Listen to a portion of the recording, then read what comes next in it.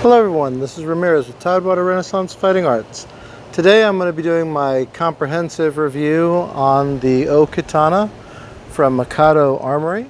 So this is not their standard katana, this is the big boy that they have.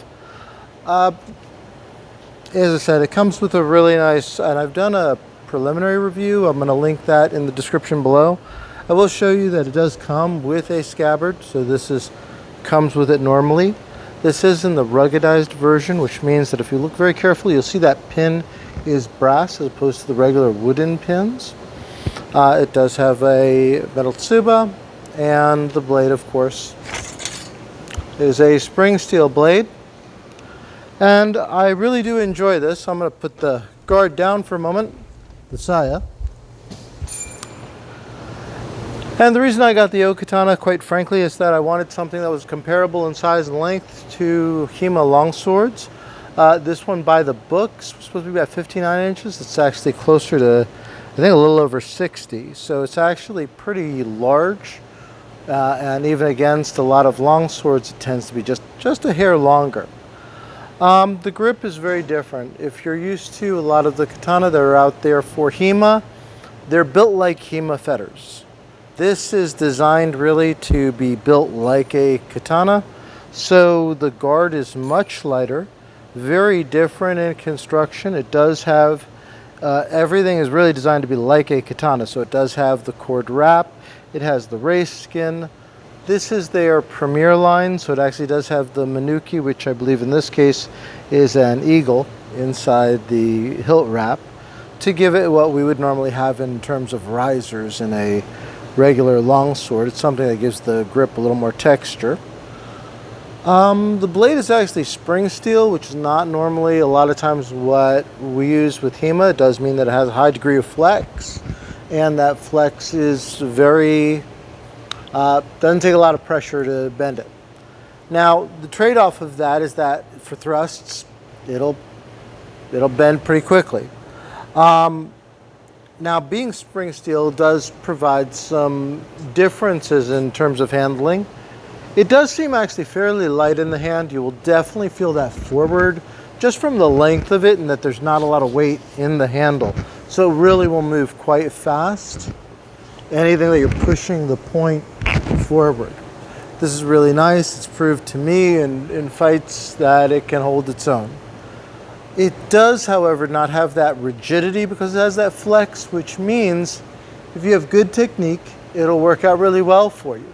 So cuts, as long as I'm going with proper edge alignment, no issues. If I'm going with bad alignment, you can kind of see that little bit of flex there. It doesn't necessarily feel right, but that, in my opinion, just helps it that you should have good edge technique. And when you do, it'll work out really well. If you don't, this will kind of encourage you to have better edge technique.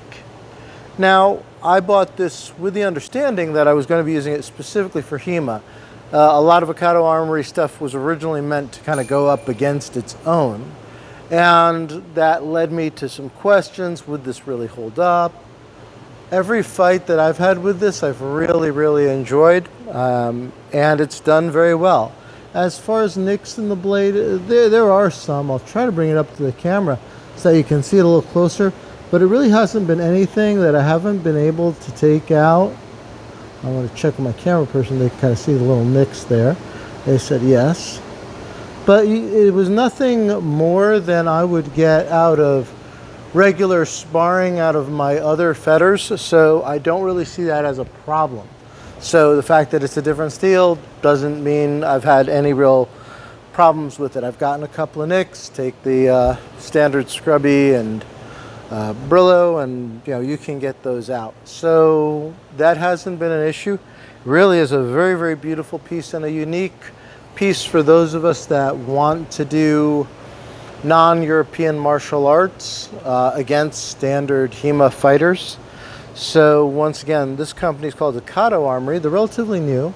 They are trying to get out more customizations. Originally, they had very few models available. The downside of this is they're almost consistently sold out right now.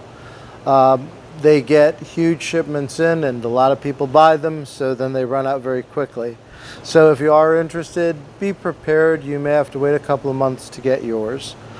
But as I said, I think that is very reasonable. I think I paid $350 for it plus shipping. So I think it was like $370 or $390, which really, with other katanas that are out there on the HEMA market, is very, very comparable.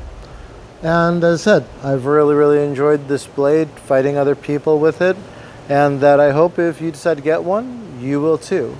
Once again, this is the Okatana, so there are shorter sizes available. This is their largest. And as I said, this is what's kind of consistent about the length of a standard longsword fetter. So once again, my name is Ramirez. I'm part of Tidewater Renaissance Fighting Arts. We're based out of Norfolk, Virginia. If you're interested in information about our club, I will leave that in a link below. Thank you, and I'll see you in the next video.